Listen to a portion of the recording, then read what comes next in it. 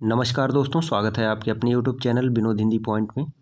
दोस्तों, आज के इस वीडियो में पढ़ने वाले हैं बिहार स्टेट पेपर 2 के सिलेबस में लगा हुआ मैथिली शरण गुप्त द्वारा रचित कविता दोनों ओर प्रेम पलता है, जो साकेत के 9वें सर्ग में संकलित है। उससे पहले गुप्त जी का जीवन परिचय, उनकी प्रमुख रचनाओं के बारे में पढ़ेंगे। तो चलिए शुरू करते हैं आज का ये वीडियो। इनका जन्म हुआ था 3 अगस्त 1886 को और मृत्यु हुआ था 12 दिसंबर 1964 को। मृत्यु स्थान है चिरगांव, झांसी। चिरगांव, झांसी में इनका जन्म और मृत्यु दोनों हुआ था। इनकी जो प्रारंभिक रचनाएं हैं कलकत्ता से निकलने वाली वैश्योपकारक में प्रकाशित होती थी। गुप्त जी की जो महत्वपूर्ण रचनाएं हैं, रंग में भंग 1909 ईस्वी, और इसमें जो है राजपूती आन मान की कथा का वर्णन किया गया है। जयद्रथ वध 1910, भारत भारती 1912। भारत भारती के आधार पर महात्मा गांधी ने मैथिली शरण गुप्त को राष्ट्र कवि की उपाधि दी थी।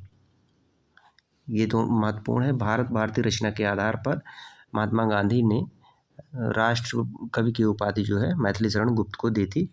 किसान 1917 ईस्वी, शकुंतला 1923, पंचवटी 1925, अनघ 1925, हिंदू 1927, त्रिपथगा 1928, शक्ति 1928, गुरुकुल 1929, विकट भट्ट 1929, साकेत 1931। आज की जो कविता है साकेत के 9वें सर्ग से संकलित है। यशोधरा 1933, द्वापर 1936, सिद्धराज 1936, नहुस 1940, कुड़ाल गीत 1942, काबा और करबला 1942। नहुस एक नाटक है। भारतेंदु हरिश्चंद्र जी के पिताजी हैं गिरधर गोपाल नहुस, यह उनका नाटक है और उस नाटक को भारतेंदु हरिश्चंद्र ने हिंदी का पहला नाटक माना है। नहुस जो है मैथिली शरण गुप्त की काव्य रचना है। पृथ्वी गुप्त 1950, प्रदक्षिणा 1950, जय भारत 1952, विष्णुप्रिया 1957, अर्जन और विसर्जन 1942, झनकार 1929। सखी वे मुझसे कहकर जाते, कह तो क्या मुझको वे अपनी पथ बाधा ही पाते। मुझको बहुत उन्होंने माना, फिर भी क्या पूरा पहचाना। मैंने मुख्य उसी को जाना, जो वे मन में लाते। सखी वे मुझसे कह कर जाते, स्वयं सुसज्जित करके क्षण में प्रियतम को प्राणों के पण में हमें भेज देती हैं रण में। छात्र धर्म के नाते सखी वे मुझसे कह कर जाते। हुआ न यह भी भाग्य अभागा, किस पर विफल गर्भ अब जागा। जिसने अपनाया था त्यागा, रहे स्मरण ही आते। सखी वे मुझसे कह कर जाते। नयन उन्हें है निष्ठुर कहते, पर इनसे जो आंसू बहते। सहृदय हृदय वे कैसे सहते, गए तरस ही खाते। सखी वे मुझसे कह कर जाते। जाए सिद्धि पावे वे सुख से, दुखी न हो इस जन के दुख से। उपालंभ दूं मैं किस मुख से, आज अधिक वे भाते। सखी वे मुझसे कह कर जाते। गए लौट भी वे आएंगे, कुछ अपूर्व अनुपम लावेंगे। रोते प्राण उन्हें पावेंगे, पर क्या गाते गाते। सखी वे मुझसे कह कर जाते। अब पढ़ते हैं कविता का भाव।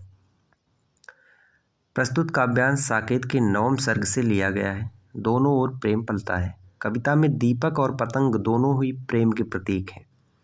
कवि ने दीपक और पतंगों के माध्यम से उर्मिला और लक्ष्मण के उदात्त प्रेम का वर्णन किया है। प्रेम दोनों ओर पलता है। इसमें पतंग भी जलता है और दीपक भी जलता है। शीश हिलाकर दीपक पतंग से कहता है, बंधु तुम व्यर्थ ही क्यों जल रहे हो। फिर भी पतंग जलता ही है। अगर जीवन में मिलन ही नहीं है तो पतंग जीवन जीकर क्या करेगा। अगर दीपक का उसे प्यार नहीं मिलता तो उसका जीवन मरण के समान है, वह जीवन में असफल है। पतंग दीपक से कहता है, तुम मुझसे महान हो, तुम्हारे सामने मैं बिल्कुल छोटा हूँ, परंतु क्या अपना मरण भी मेरे हाथ में नहीं है। क्या मैं अपनी मर्जी से नहीं मर सकता। हे सखी, फिर भी दीपक के जीवन में आनंद है, परंतु पतंग की भाग्य लिपि काली है। इन पंक्तियों के माध्यम से कवि ने उर्मिला और लक्ष्मण के प्रेम का वर्णन किया है। लक्ष्मण राम के साथ वन चले गए, त्याग के कारण उनका नाम हो गया, लेकिन उर्मिला उपेक्षित ही रह गई। कवि कहता है, आज निस्वार्थी प्रेम नहीं दिखाई देता, इसमें व्यापार की वृत्ति आ गई है। जहाँ पर हमें लाभ दिखाई देता है उससे लोग प्रेम करते हैं, यह बात अच्छी नहीं है। कविता का क्या उद्देश्य है? दोनों ओर प्रेम पलता है कविता में कवि ने दीपक और पतंग के माध्यम से उर्मिला और लक्ष्मण के प्रेम तथा विरह व्यथा का वर्णन किया है। कवि बताना चाहता है कि प्रेम की आग दोनों ओर समान रूप से रहती है, उसमें किसी का समर्पण भी संभव है, उससे प्रेम की उदात्तता स्पष्ट होती है। साकेत शब्द पाली भाषा का शब्द है जिसका अर्थ है अयोध्या, और साकेत में 12 सर्ग हैं। ठीक है। साकेत का प्रकाशन वर्ष क्या है? 1931। डॉक्टर नागेंद्र ने साकेत को जीवनवादी काव्य कहा है। डॉक्टर नागेंद्र ने साकेत को जीवनवादी काव्य कहा है। यशोधरा चंपू काव्य है और झंकार रहस्यवादी गीतों का संकलन है। यशोधरा इनका चंपू काव्य है, जयशंकर प्रसाद का उर्वशी चंपू काव्य है, और झंकार जो है यह रहस्यवादी गीतों का संकलन है। मेघनाथ वध की रचना अतुकांत छंद में हुई है। मेघनाथ वध की रचना अतुकांत छंद में हुई है। आचार्य शुक्ल ने गुप्त जी को सामंजस्यवादी कवि कहा है। गुप्त जी को सामंजस्यवादी कवि किसने कहा है? तो आचार्य रामचंद्र शुक्ल ने। हिंदी साहित्य के रामकाव्य परंपरा में रामचरितमानस के बाद दूसरा स्तंभ गुप्तकृत साकेत है। रामकाव्य परंपरा में रामचरितमानस के बाद दूसरी कोई कृत्य है तो वह है साकेत। गुप्त जी हरिगीत का छंद के बादशाह एवं राम भक्त थे। इनका प्रिय छंद था हरिगीत का और यह राम भक्त थे। गुप्त जी ने यशोधरा नामक चंपू काव्य की रचना की। यशोधरा इनका चंपू काव्य है।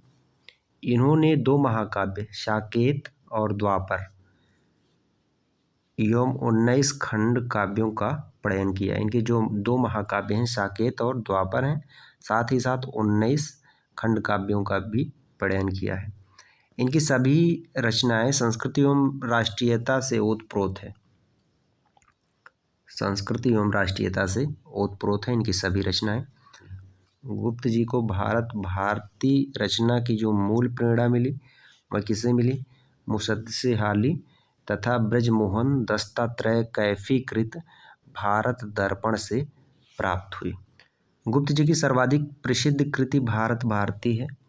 भारत भारती के आधार पर महात्मा गांधी ने इन्हें राष्ट्रीय कवि की उपाधि दी। बंगला कवि माइकेल मधुसूदन के मेघनाथ वध का काव्यानुवाद गुप्त जी ने मधुप उपनाम से किया। मधुप उपनाम से किसने किया? तो मैथिली शरण गुप्त ने। बंगला कवि माइकल मधुसूदन के मेघनाथ वध का काव्यानुवाद मधुप उपनाम से किया। साकेत की रचना की प्रेरणा गुप्त जी को टैगोर जी के निबंध काव्य की उपेक्षिताएं तथा महावीर प्रसाद द्विवेदी के निबंध कवियों की उर्मिला विषयक उदासीनता शीर्षक निबंधों से मिली। महत्वपूर्ण है। ये थे मैथिली शरण गुप्त की कविता। दोनों ओर प्रेम पलता है, साथ ही साथ उनसे संबंधित जितने भी महत्वपूर्ण तथ्य थे उन सभी तथ्यों को आज के इस वीडियो में रखा गया। वीडियो पसंद आया हो तो वीडियो को आप शेयर करें, चैनल पर नए हैं तो सब्सक्राइब करें। मिलते हैं अगले वीडियो में कुछ नए तथ्यों के साथ, तब तक के लिए नमस्कार।